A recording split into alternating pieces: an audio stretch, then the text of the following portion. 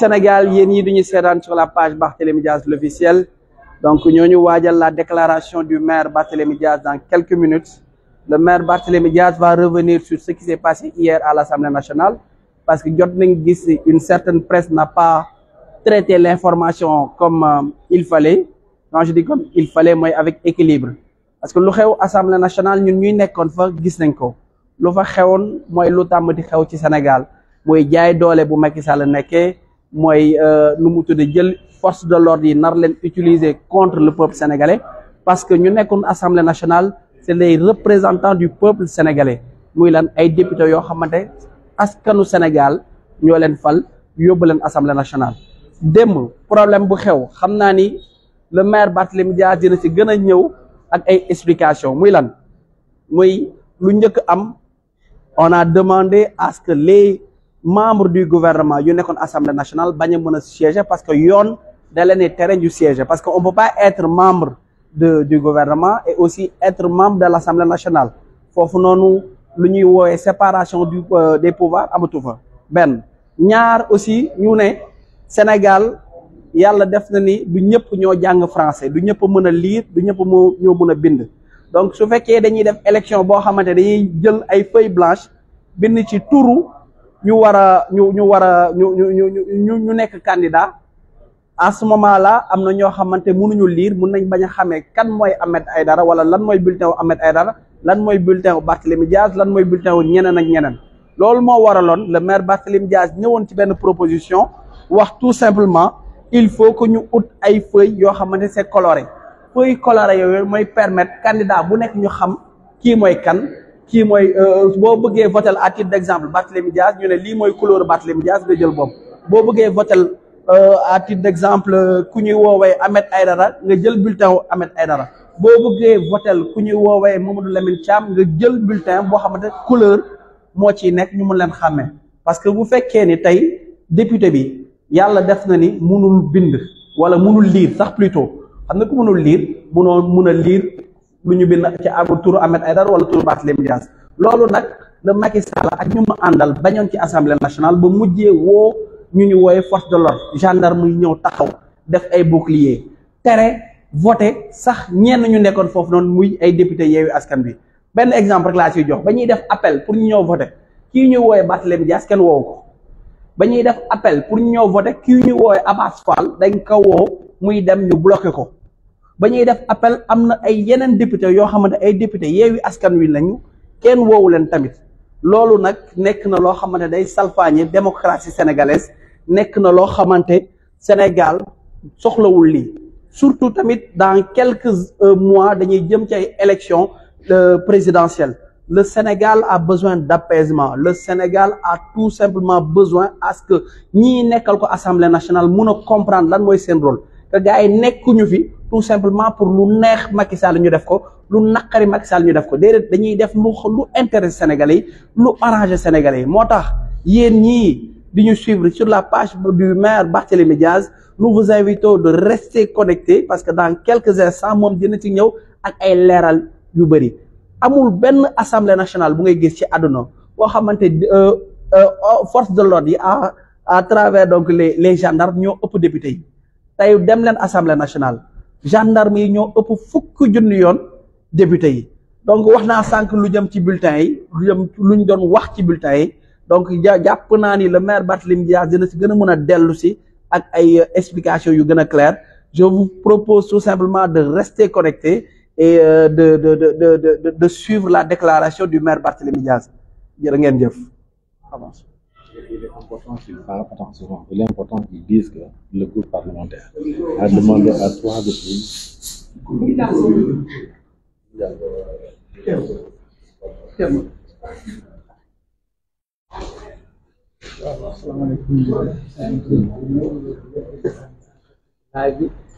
ñoo ngi fi ak le maire Barthélémy Dias mu war a def sa déclaration ci li nga xam ne donc ba tey ñu ngi koy annoncé léegi tey mu ñëw def li nga xam ne mooy déclaration wax ci li situation politique bi ngeen ko dundee assemblée nationale. ñëwaat aussi ci li nga xamante mooy vote bureau bi ak composition bureau bi ak li nga xamante mooy le président du groupe parlementaire mu waat si ñëw léegi en live sur Bour News et sur sa page Facebook Barthélémy Dias l'officiel ngeen war ko seetaan tuuti xanaa ñu may ko mu pare li nga xam ne mooy communication bi nga xam ne moom ma rappelé waale aussi askanu Sénégal que jamono jii ñuy wax ak yéen ñoo ñi fii ci mairie Dakar parce que fële ci assemblée nationale la ñoo def pause donc nous allons retourner à l'assemblée nationale dans quelques minutes donc le temps de la pause à l'assemblée nationale le maire Barthélémy Dias nar ci profité wu tout simplement pour mun a wax ak askanu Sénégal pour mun a adresser quelques mots nu mu tuddati askanu Sénégal pour ñu mën a xam exactement lan moo xewoon assemblée nationale parce que comme nu mu ko waxee waxati ko ñii nekk assemblée nationale ñoo fa nekkal peuple sénégalais te assemblée nationale nekkul fenn foo xam ne dañ fa war a toog tout simplement pour bàyyi lu yomb wala loo xam du arranger sénégalais yi pour mu mën a jàll facilement assemblée nationale nekk na un lieu boo xam ne député yee fa nekk dañ fa nekk ngir xeexalu askanu Sénégal dañ fa nekk tout simplement pour défendre les intérêts du Sénégal donc su fekkee défendre intérêt Sénégal bu laajee jàmmarloo ak ñu bëgg a salfaañi yoon dinañ ko def bu fekkee défendre les intérêts du Sénégal bu laajee ñu mën a bloquer séance dinañ ko def parce que intérêt Sénégal moom moo tax a jóg ñii nekk fële ne ci assemblée nationale on avait dit effectivement qu'il y aurait une assemblée de rupture effectivement là on a constaté qu'il y aura donc une assemblée de rupture cohabitation boobu ñu doon woote am na fi lu waral ma ne cohabitation am na parce que tey bu fekkee ay député yu Macky Sall yónni bu fekkee dañoo wax loo xam dul dëgg wala loo xam ne arrangé wul Sénégalais yi am na aussi autant de députés yu wax mën a taxaw pare wax la même chose wala wax loo xam ne c'est contraire même à ce que lu leen Macky Sall sant loolu nag nañu ñaanoon askanu Sénégal te askanu Sénégal may nañu ko tey muy lan permettre que cohabitation en quelque sorte mën a am fii ci assemblée nationale permettre ba nga xam ni force yu assemblée nationale yëpp mën a tolloo c'est ça la démocratie malheureusement certaines personnes n'ont pas compris ce qu'est la démocratie parce que démocratie wax dëgg musuñu gis lii ñuy woowee force de l'ordre muy gendarmerie ñu ëpp ci biir assemblée nationale que les députés tey boo demee assemblée nationale on dirait un bunker assemblée nationale transformé nañ ko caserne Samba Diéry Diallo ca Colobane gëm naa ni amatul kenn wala benn gendarme bu des caserne Samba Diéry Diallo gendarme yépp ñu assemblée nationale te jàpp naa ni nag assemblée nationale nekkul lieu boo xamante dañ fa war a toog wala gendarme yi dañ fa war a mën a nekk tout simplement pour xoqatal wala jéem a jaay doole député assemblée nationale yi jërë ngeen jëf.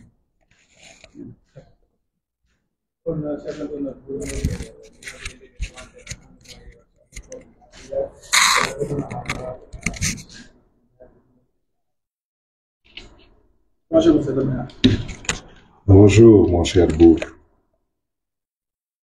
Asalaamaaleykum mbokki Sénégal. Asalaamaaleykum mbokki diaspora bi. may dellu si waat tey ci live bi ñëw waxtaan si ak mbokk yi. Wolof Njaay nee na saay waxul dëgg wante yàq na xel ak xalaat. dama ne bu bëgg a yàq Sénégal tey c'est une certaine presse mais jërëlaat wax ci une certaine presse duñu ay caméraman duñu ay photographe duñu ay journaliste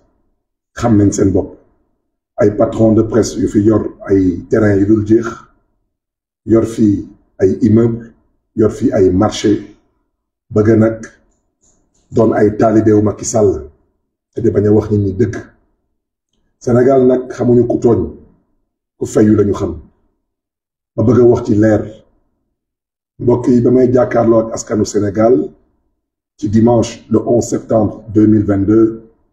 di leen di annoncer suma candidature ci présidence de l'Assemblée nationale ci turu Yewwi Askan Wi waxoon naa leen suñu taxawaay ci Assemblée nationale du Sénégal bu ci kenn am xel ñaar day nekk taxawaay bu ànd ak fulla bu ànd ak fayda bu mat sëkk te noonu lañ ko fas yéene jàpp pendant 2 ans à venir ngeen jéggal ma nag ci kàddu yi foofu la dëkk bi tollu tey naa fiqi lay waxal mooy ñuy gis dëgg di bañ a wax dëgg wax leen lu leen neex waxaat leen lu leen neex suma baat ci kaw Assemblée nationale du Sénégal comme na ngeen yéen yaa ngi di majorité ñun de waa Yewwi de on est que 56 yéen ngeen ne am ngeen 82 wante de mën naa juum mais démb de da ngeen wane ne que seen majorité mooy gendarmerie nationale du Sénégal te noonu leen mbir bi tëddee ba législature bi di jeex incha allah ci fulla ak fayda pour le compte et le nom du peuple sénégalais abusé et humilié. Assemblée nationale, vous refusez de respecter les lois et les textes en vigueur dans ce pays. Fan la ñu mën a gis ci àdduna bi Assemblée nationale bu am loi organique mooy loi buy organiser Assemblée nationale. Loi bi ci article 51 moom la ñuy woowee règlement intérieur bu Assemblée nationale du Sénégal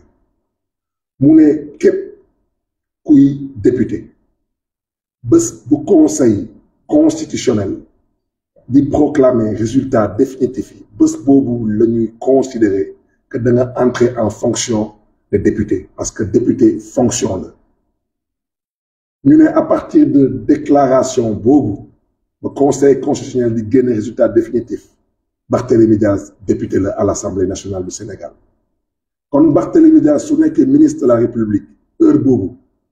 article 51 nee na ko am nga juróom-ñetti fan pour mën a démissionner juróom-ñetti fan pour mën a démissionner dama ne juróom-ñetti fan yooyu passé na ñu gis ci Assemblée nationale démb du benn du ñaar wante ay ministre ak ay directeurs généraux ñu nga xam ne ni yoon daf leen tere ñuy cumuler ñoom ñu ne dañuy toog ñu ne dañuy voter ñu interpellé président de séance kooku nag ànd ak ñàkk jom ak ñàkk fayda bu jéggi dayoo ñun nag ñu won ko fulla ak fayda boobu mooy beneen bi ma wax président de séance ma ne ko am nga ay huissier yu nekk ci biir hémicycle bi joxe nañ fi ay enveloppe ci enveloppe yi yépp nag laa wax lépp nag laa wax manqué wul benn enveloppe candidat Ahmed Aïdara bulletin mi ngi ci biir candidat wu président Macky Sall moom laay wooye la marionnette de Macky Sall duma tudd turam bulletin mi ngi ci biir candidat wu wàllu di président Lamine Thiam bulletin mi ngi ci biir enveloppe bi wante man suma bos nekkul ci biir ci majorité bi ci boppam parce que ñu ñëpp ay mbokk lañu mu am fa ñetti nit ñu ma fa yónnee SMS ne ma sa tur nekkul suñu enveloppe ku ñuy woy Sanu John di honorable député bokk suñu groupe ñun waa Yewwi Askan Wi mu ne ma Bart interpeller le président de séance suma enveloppe ñi nii ñetti bulletin moo ci nekk sa bos nekku ci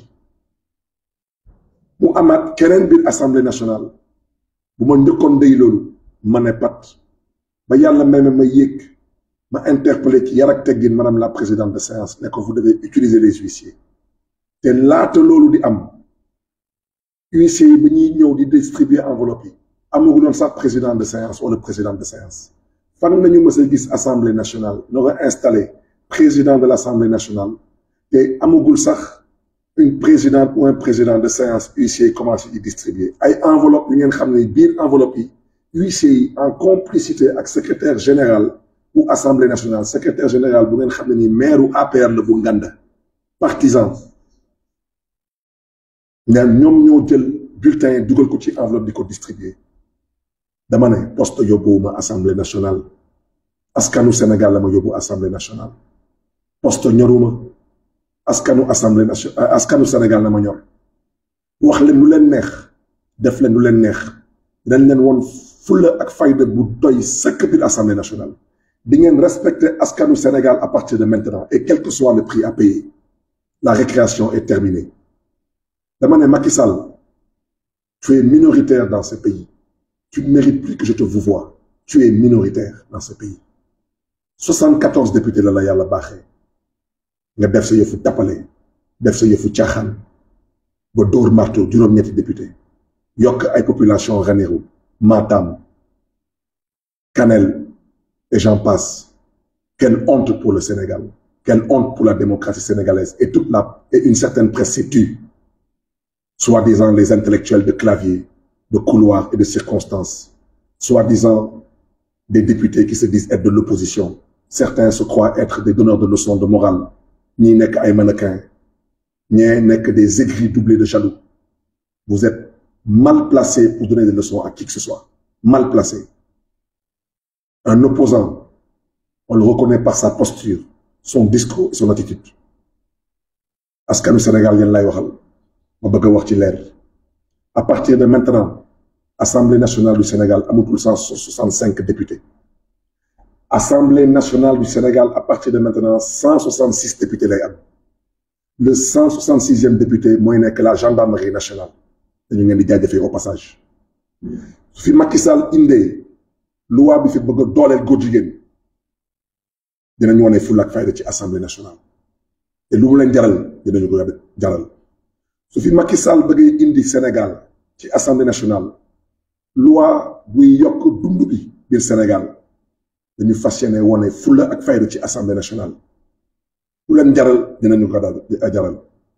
su fi Macky Sall bëgg a continuer di jël géej gi di ko tayle tubaab bi ba suñu mbokk nappkat yi duñ ci gis ci seen bopp dinañu wane fulla ak fayda bu mat sëkk biir Assemblée nationale. lu leen biir bi jaral dinañu ko jaral. dama ne xawma majorité ngeen xawma minorité ngeen wante ñun nous considérons comme la majorité. dañu fas yéene contrôler l'action du gouvernement. ministre buñ fi woo ñu lay poser ay questions nga ñuy bëgg a kokkali dinañ wane fulla ak fayda ci Assemblée nationale du Sénégal. ku mu neex nag waxu naafiq bu ko neex ñun nous savons qui nous sommes. nous savons où nous sommes nés et nous sommes bien éduqués. wante nous sommes en mission pour le peuple et le compte du peuple sénégalais. loolu mooy wax ci lu ëpp tuuru. lu ngeen nekkee woon ci Assemblée nationale di saaga nit ñi di dóor nit ñi da ngeen ko jéemaat ci législature bi ngeen xool. di ngeen xool est-ce que fulla ngeen di gis ak fayda ngeen di gis wala leneen ngeen di fekk parce que lu ëpp tuuru. dama ne mbokk yi lu tax démb ñu jot tamit wane fa fulla ak fayda. loi buy organiser Assemblée nationale ñu koy woowee règlement intérieur de l'Assemblée nationale du Sénégal article 86 alinéa 6 nee na su ñuy fal président Assemblée nationale lenn rek moo mën a am ku ànd ak ku ñuy proposer da ngay jël bulletin blanc waxuñu da ngay jël bulletin bu am tur bu ñuy bind dañu ne da ngay jël bulletin blanc. ku àndul ak candidat boobu da ngay jël bulletin bleu ku bëgg a abstenir da ngay jël bulletin blanc bu ñu baaree ak trait bu bleu. loolu amul fenn fu ñu wax dañuy bind ay tur dañu ne dañuy wax waxu couleur. lu tax ñu wax loolu parce que ci Assemblée nationale bu Sénégal dafa bari ay mbokk yu fa toogal seen askan yàlla nattu leen mënuñu bind mënuñu lire. loi organique bi dem na ba ne su ñuy fal président Assemblée nationale doyen d'âge mooy yéeg mais doyen d'âge bu mën a lire ak mën a bind. dem nañ ba yokk ci ñuy toog ak président de séance doyen d'âge bu mën a lire ak bind day nekk ñaari député yu gën a ndaw ci Assemblée nationale yokk tamit ci ñu mën a lire ak mën a bind. kon nag lu tax man Barthélémy Dias man mënoon a nangu man Barthélémy Dias en plus que ñuy joxe ay enveloppe ñu ngeen xam ne ni suma bulletin nekku ci ñu ne maintenant dañuy bind ay tur te benn partie importante des députés de l'Assemblée nationale mënuñu lire mënuñu bind. naka nañu mën a lire Barthélémy Dias wala Lamine Thiam wala Ahmed Aïdara nu ñu koy xamee kenn nag ci ñoom duma tudd turam parce que dama ko jéppi yor saakam yor ay procuration du def lu ko neex di buumi moom yàkkamtewuñu ko waaw yàkkamtewuñu ko moom dëkk yoruloon dara tey nag nee na dafa yor ay terrain yorul jeex nee na milliardaire la yàkkamtewuñu ko. dama ne mbokk yi na ngeen bàyyi certaines presses continuer à faire le sale boulot pour le compte de monsieur Sall wante yéen xam ngeen kan mooy Barthélémy Dias xam ngeen kan mooy Guy Marius Sagna xam ngeen kan mooy Ababacar Mbaye xam ngeen kan mooy Abbas Fall ku lim juum xam ngeen lan mooy fulla xam ngeen lan mooy fayda te noonu lañ ko fas yéene amee ba Macky Sall nekk ñett te mbokk yi fu may daanalee Macky Sall, c'est à toi que je parle. Je refuse de te vous voyer. Ta petite marionnette que tu as mis à l'Assemblée nationale du Sénégal, là, tu retiendras une chose. Tant que le 166e député est présent, tu peux continuer à violer les lois et les textes en vigueur dans ce pays. Et que tous les partenaires du Sénégal, que ce soit des partenaires bilatéraux ou multilatéraux, des partenaires techniques ou financiers, qu'ils constatent que le Sénégal n'est autre chose qu'une démocratie, tout sauf une démocratie. Mais Sounek, toi, Macky Sall, toi et ta marionnette que tu as installée à l'Assemblée, toi et tes solo députés que tu as à l'Assemblée nationale, tu comprendras que ça ne passera pas. Et je souhaiterais vous annoncer avec beaucoup de plaisir que celui qui est Magal de Touba, ni nuyu, di jaajëfee di jox wàccuwaay suñu wójur Sëriñ Muntaxa Mbàkke di ko ndokkale ci màggal bi yàlla na fi yàgg te wér suñu génnee ci màggal de Touba. Nous allons initier une proposition de loi qui va régler définitivement la question du troisième mandat. Parce que lii lu ko waral lii yépp mooy troisième mandat. Et à ce titre, j'invite le peuple sénégalais à envahir l'Assemblée nationale du Sénégal. Di nga ñu lett baa nga firi ñu Macky Sall. Troisième mandat du bon des Sénégal. Loo ci bañul duñ ko ci bañ. Va prendre ta sale presse et continuer à raconter tes contre-vérités. Tu trouveras Barthélémy Dias sur ton chemin. Tu trouveras Guy Marius Sagna sur ton chemin. Tu trouveras Abbas Fall sur ton chemin. Tu trouveras d'autres opposants sur ton chemin. Nous avons décidé de résister pour le compte et le nom du peuple sénégalais. Advienne ce qui adviendra. À très bientôt. Nous sommes les gërëm leen sant mbokk yi jërë ngeen jëf.